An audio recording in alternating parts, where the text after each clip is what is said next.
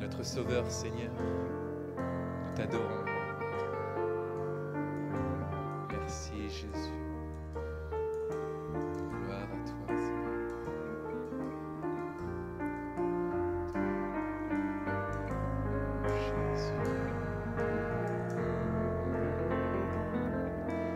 Oh Jésus, mon Sauveur, Seigneur, nul n'est comme toi. Jour après jour, je te louerai, car ton amour est merveilleux.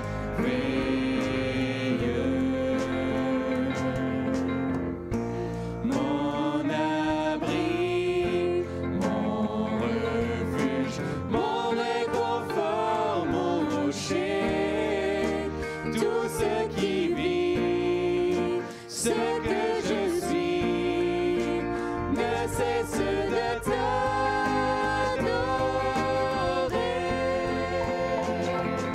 Chante au Seigneur, crie de joie, terre entière. À Dieu la gloire, la puissance et l'honneur. Les monts s'inclinent et les flots rugissent à l'écho de ton nom. Je vois tes œuvres et mon cœur crie de joie. Je t'aimerai, je tiendrai par la foi. Rien ne pourrait égaler tes promesses pour moi.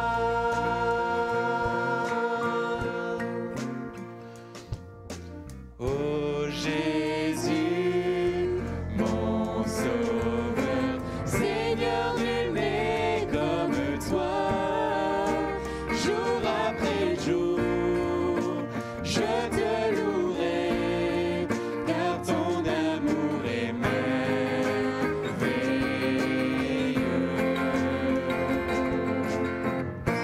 Mon abri, mon refuge, mon réconfort, mon rocher, tout ce qui vit, ce que je suis, ne cesse de t'adorer.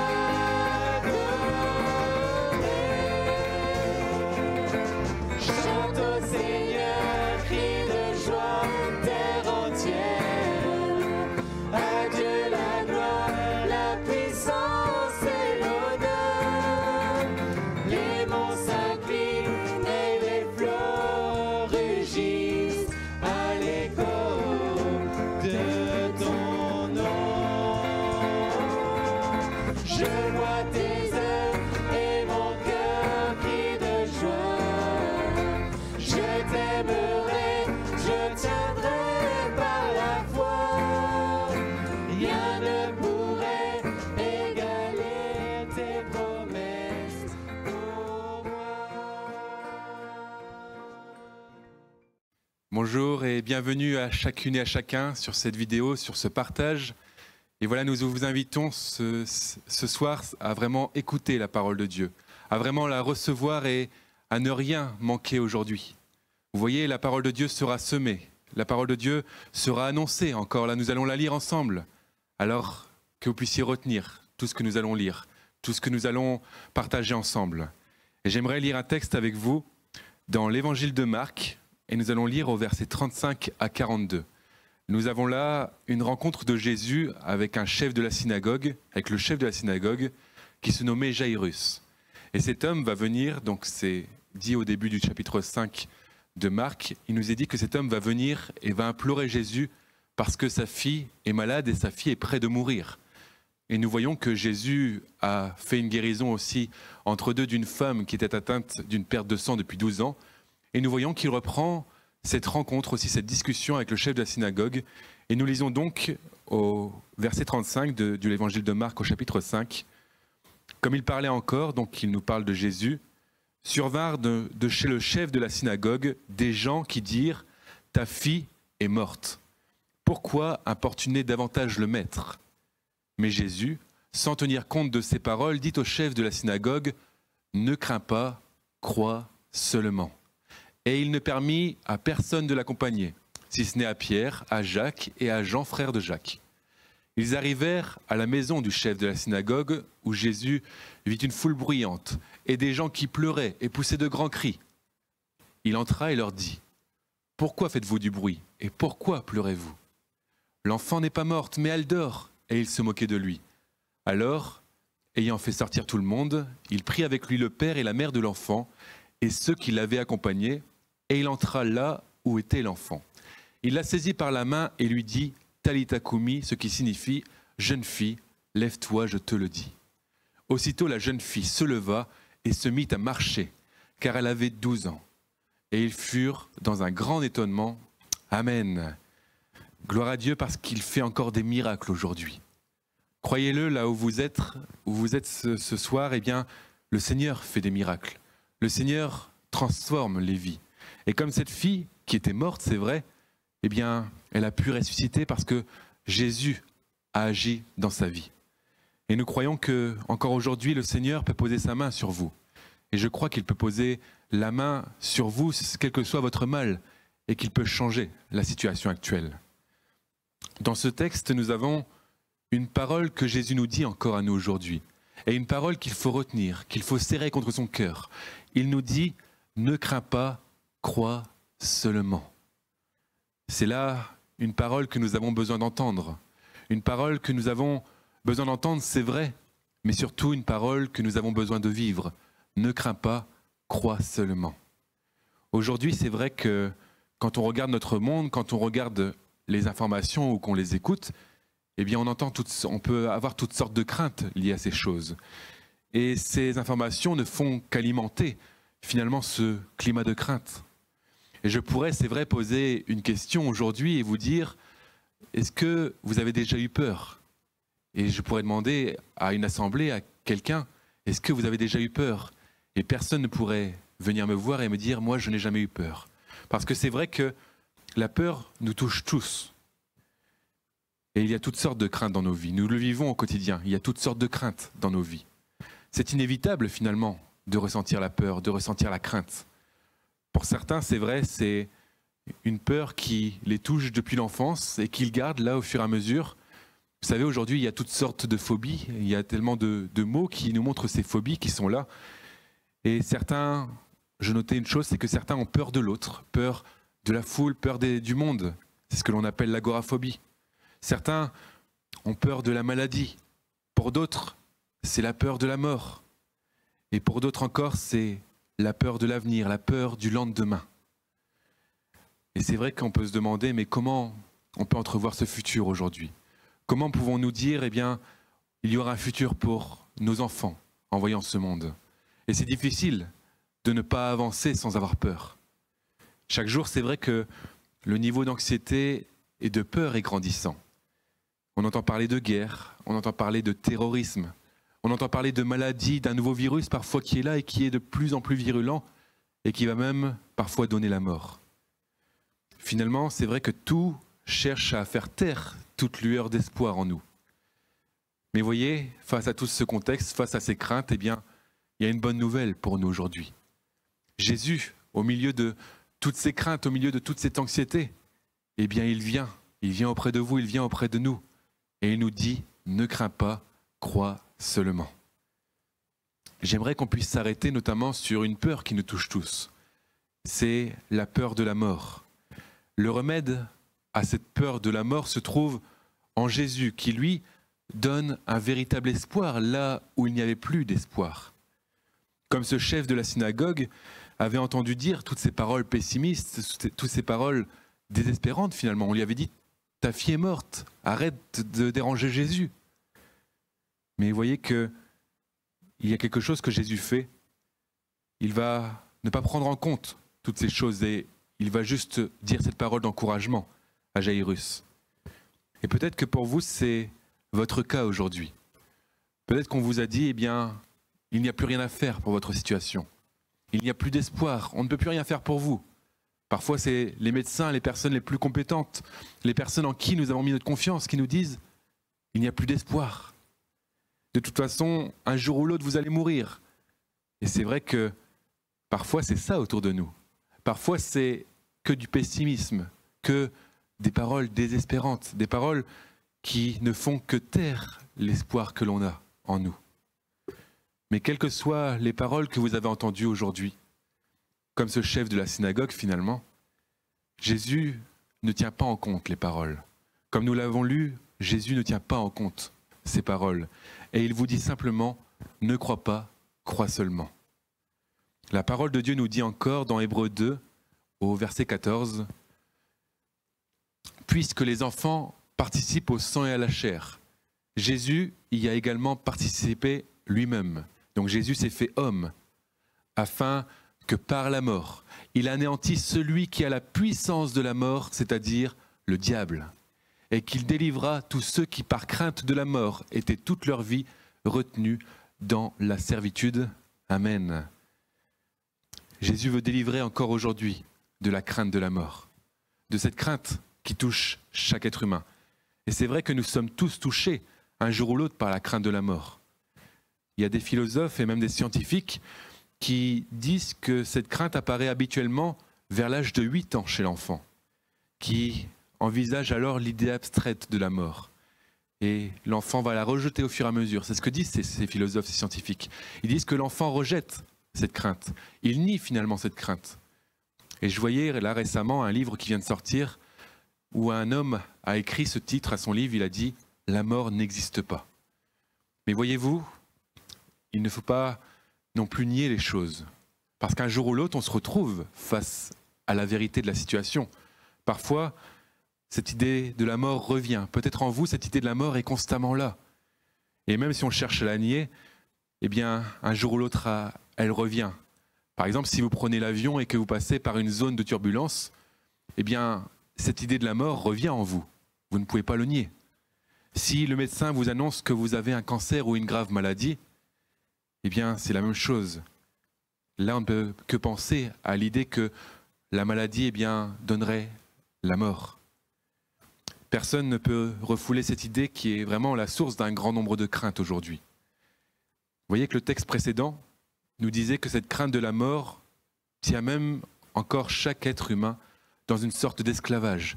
Il dit que c'est un état de servitude qui est lié à cette crainte. Et beaucoup vivent ces choses. Et peut-être que c'est votre cas aujourd'hui. Vous êtes vraiment dans cet esclavage, à force d'y penser, eh bien, ça vous mine chaque jour. Et vous êtes retenu alors dans la servitude chaque jour de vos vies. Mais voyez, ce verset, il nous donne de l'espoir et il nous montre que Jésus lui-même s'est fait homme. Il est venu sur cette terre et il est venu mourir sur une croix pour donner de l'espoir d'une vie après la mort. Souvent, certains ont l'image de Jésus qui est un petit enfant, un petit bébé, mais Jésus n'est pas resté un enfant. Jésus, c'est vrai, a été enfant. Et Jésus a grandi. Il a grandi, et il a grandi encore pour aller jusqu'à accomplir le plan de Dieu, jusqu'à mourir sur cette croix. Jusqu'au bout, il a été sur cette croix pour chacun d'entre nous. Philippiens 2,8 nous le dit, où il nous dit que Jésus s'est humilié lui-même. Il s'est rendu obéissant jusqu'à la mort et même jusqu'à la mort de la croix. Amen. C'est pour vous et c'est pour nous qu'il a fait cela. Jésus s'est rendu, se rendant obéissant jusqu'à la mort et même jusqu'à la mort de la croix. Jésus est monté sur cette croix par obéissance au plan de Dieu afin de sauver l'humanité entière. Il est vrai que la mort est inévitable. Tous nous passerons par la mort si Jésus n'est pas revenu avant. Mais la parole de Dieu nous dit aussi qu'il y a une seconde mort. Et ça non plus, nous ne devons pas le nier. Il y a la première mort qui est la mort terrestre, mais il y a une seconde mort, c'est la mort éternelle. Et c'est celle-ci que Jésus a anéantie dans ce que nous avons lu. C'est la séparation avec Dieu pour toujours. C'est ça la mort éternelle. C'est une séparation d'avec Dieu, c'est vrai, mais il faut qu'on sache une chose dans ce temps-là de mort éternelle, c'est que ceux qui vivent cette mort, eh bien, sont conscients de ce qu'ils vivent. Ils sont conscients de toute la souffrance qu'ils vivent, des tourments qu'ils vivent. Alors ce n'est pas la place à laquelle Dieu veut que l'on aille. C'est ce qu'on appelle l'enfer. Mais Dieu, lui, il veut qu'on aille dans ce qu'on appelle le paradis. Et dès les débuts de l'humanité, Et dès la révolte du diable contre Dieu, dès l'entrée du péché dans le monde, Dieu a fait cette promesse aux êtres humains. Il a dit que Jésus viendrait sur la terre pour écraser la tête du diable. Et c'est ce que Jésus a fait. Jésus est venu, et comme nous l'avons lu tout à l'heure dans l'Épître aux Hébreux, Jésus est venu et a anéanti. Il a anéanti la puissance de la mort. Il a remporté la victoire à la croix. Et cette puissance de la mort est anéantie, c'est-à-dire le diable est anéanti aujourd'hui. Croyez-le, croyez ces paroles. Ce sont des paroles qu'il faut croire par la foi. Et vraiment, c'est pour cela que Jésus est venu, pour anéantir, pour détruire les œuvres du diable, notamment la puissance de la mort. Aujourd'hui, le diable et la mort ont perdu toute leur puissance. Ainsi, Jésus, lorsqu'il se trouve sur la croix, donnant sa vie, accomplissant le plan de Dieu, a pu dire avec puissance, tout est accompli, tout est accompli. C'est ce que Jésus a dit sur cette croix. Finalement, il dit, c'est fini, c'est accompli, le plan de Dieu est accompli. J'ai donné ma vie pour le salut du monde, j'ai pris les péchés de l'humanité sur moi. Et celui qui croit en Jésus, eh bien, peut recevoir le pardon de ses péchés. Il peut recevoir un plein salut encore aujourd'hui. Quand il dit tout est accompli, il montre que la victoire sur la mort a été remportée. Que maintenant tous les êtres humains peuvent ressusciter des morts lorsqu'ils vont mourir, quand Jésus reviendra, et peuvent vivre la vie éternelle. Il réserve réellement quelque chose de meilleur pour chacun d'entre nous. Nous ne sommes pas appelés à vivre éternellement sur cette terre, mais nous sommes appelés à vivre éternellement aux côtés de Jésus, dans la présence de Dieu. Ce lieu où nous sommes appelés à aller, c'est un lieu de joie profonde, un lieu de paix, un lieu où il n'y a plus de deuil, plus de pleurs, plus de peur non plus, et plus de maladie. Jésus nous fait cette promesse et il l'a fait à vous là qui êtes derrière votre écran et à chacun d'entre nous, dans Jean 14 au verset 1er.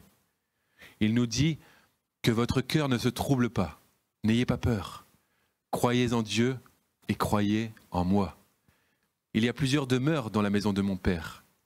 Et si cela n'était pas, je vous l'aurais dit. Jésus nous dit encore, je vais vous préparer une place.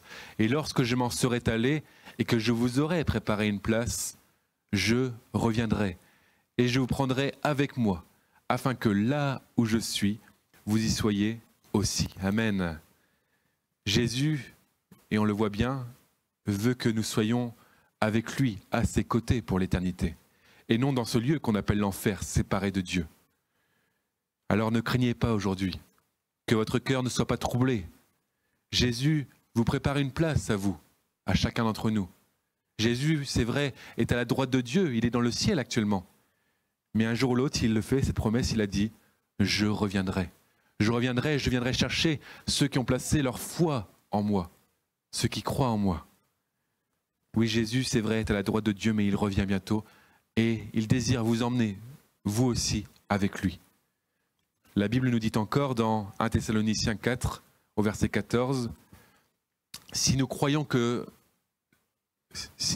Jésus est mort et qu'il est ressuscité, croyons aussi que Dieu ramènera par Jésus et avec lui ceux qui sont morts. Et au verset 16, il est écrit, car le Seigneur lui-même a un signal donné, à la voix d'un archange et au son de la trompette de Dieu, descendra du ciel et les morts en Christ ressusciteront premièrement. Amen. Alléluia, parce que Jésus a vaincu la mort, parce qu'il l'a anéanti, eh bien tous peuvent être de ceux qui sont morts en Christ et de tous ceux qu'il est dit qui ressusciteront premièrement. C'est vrai que nous ne savons pas de quoi sera fait notre lendemain. Et nous connaissons toute la fragilité de la vie aussi. Peut-être que demain nous pouvons mourir. Mais ce qui compte, c'est de mourir, mais avec la foi en Dieu. C'est de mourir en Christ. C'est ce qui nous est dit. C'est les morts en Christ qui ressusciteront premièrement, et non les morts sans Christ. Être en Christ commence par accepter son sacrifice pour nos péchés. Ça commence par là. Accepter toute l'œuvre de Jésus à la croix. L'accepter personnellement, pour soi. Ce n'est pas un autre qui va accepter pour vous. Ce n'est pas un autre qui va avoir la foi pour vous. Mais c'est personnellement qu'il faut le vivre.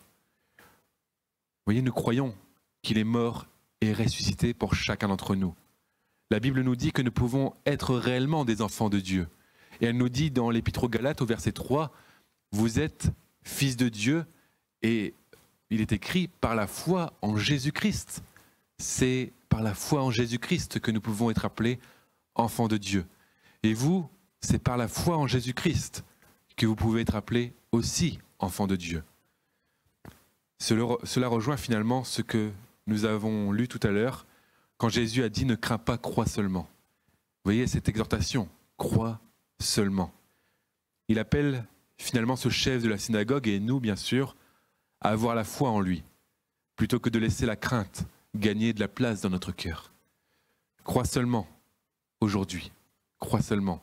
Il s'agit de croire en Jésus, de ne pas croire en tout ce qu'on peut vous dire autour de vous, mais de croire en Jésus. Comme il l'a dit, croyez en Dieu et croyez en moi.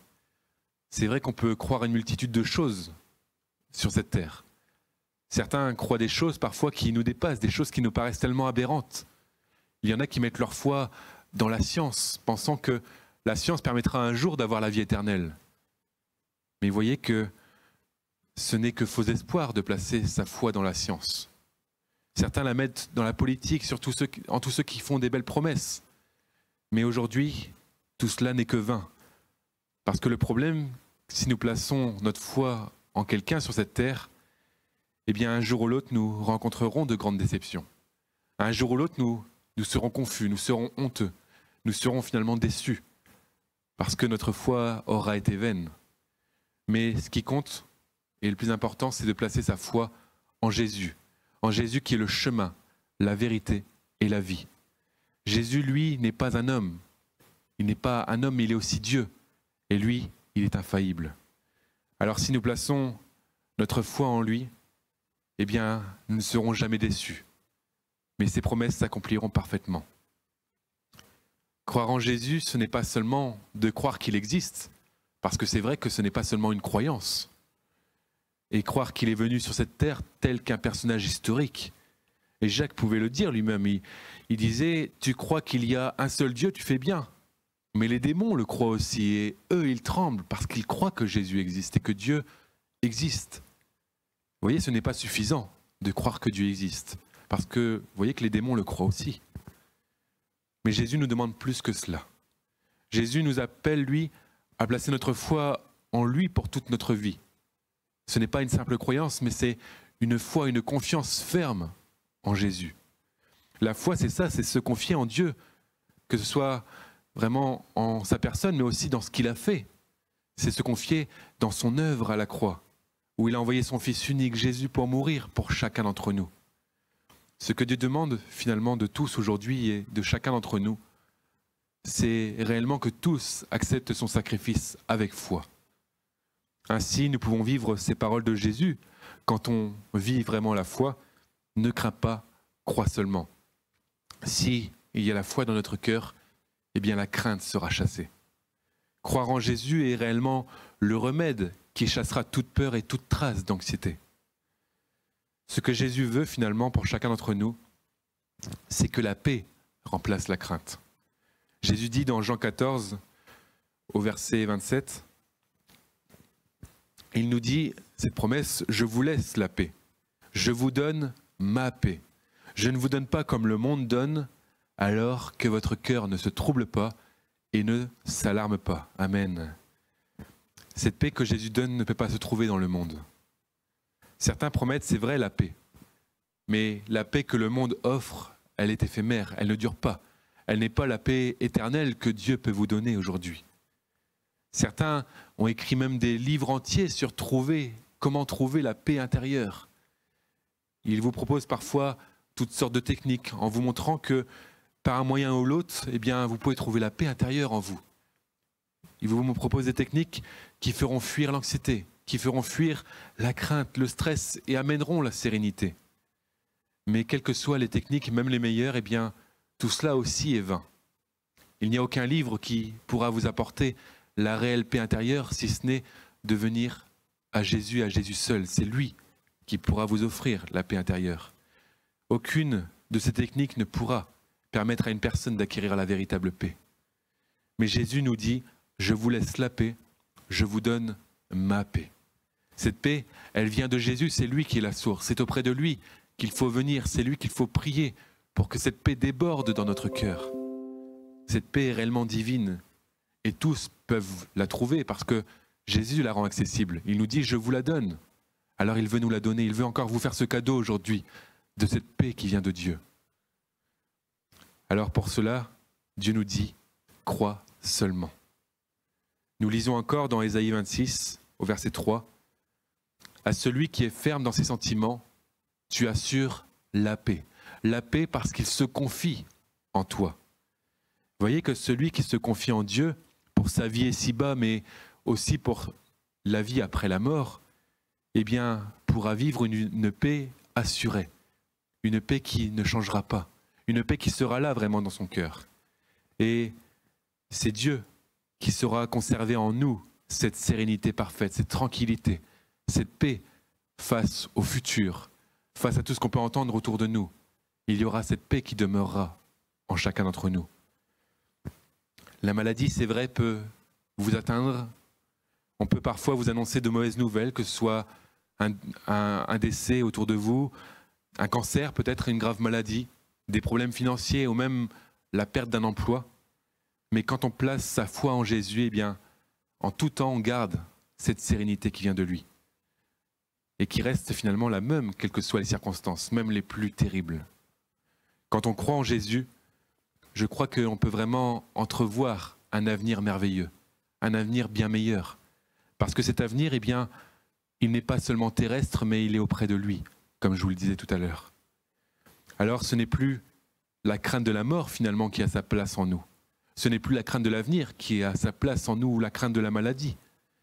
Mais maintenant en nous, c'est la paix parfaite et la joie de l'éternité, la joie de vivre l'éternité avec lui. La crainte de l'avenir et du lendemain est réellement chassée par la confiance que nous plaçons en Dieu pour notre futur et pour tous nos besoins. Alors aujourd'hui, vraiment, que vous puissiez laisser la place à Jésus dans votre cœur, lui donner finalement toute la place. Il viendra combler ce vide en vous et viendra mettre cette paix divine en chacun d'entre vous. Ne continuez pas finalement de vivre dans cet état de crainte chaque jour. Arrêtez-vous à un moment donné et regardez à Jésus. Et ainsi, il viendra chasser la crainte qui est là. Et nous pouvons relire ensemble ces paroles et vraiment, là aussi, les serrer contre nos cœurs dans Jean 14, au verset 27.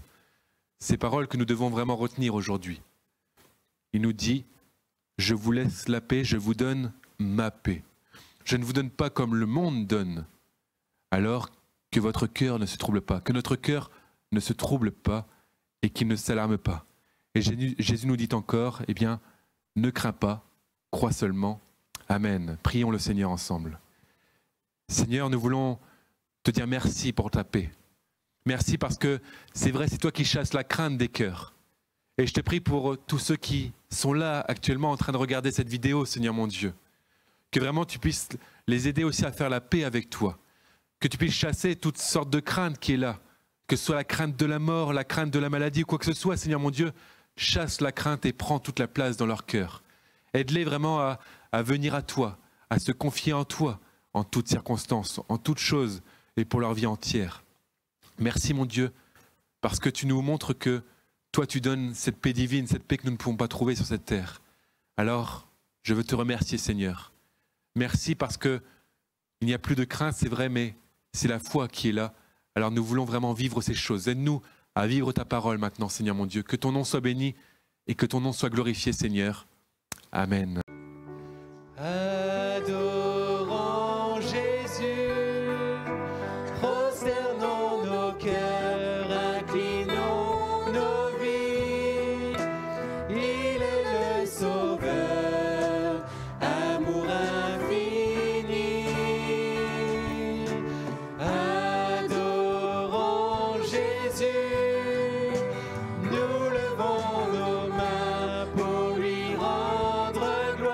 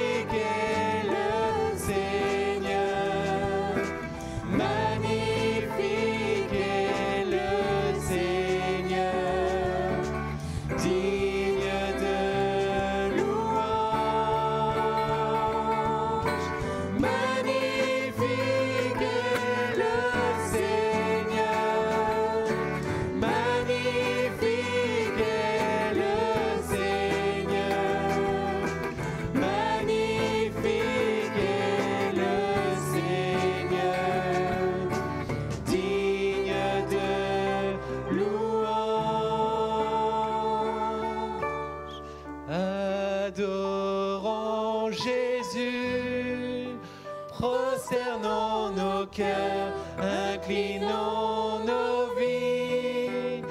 Il est le Sauveur, amour infini. Adorons Jésus, nous levons nos mains pour lui rendre gloire. Il est le chemin, il est notre espoir.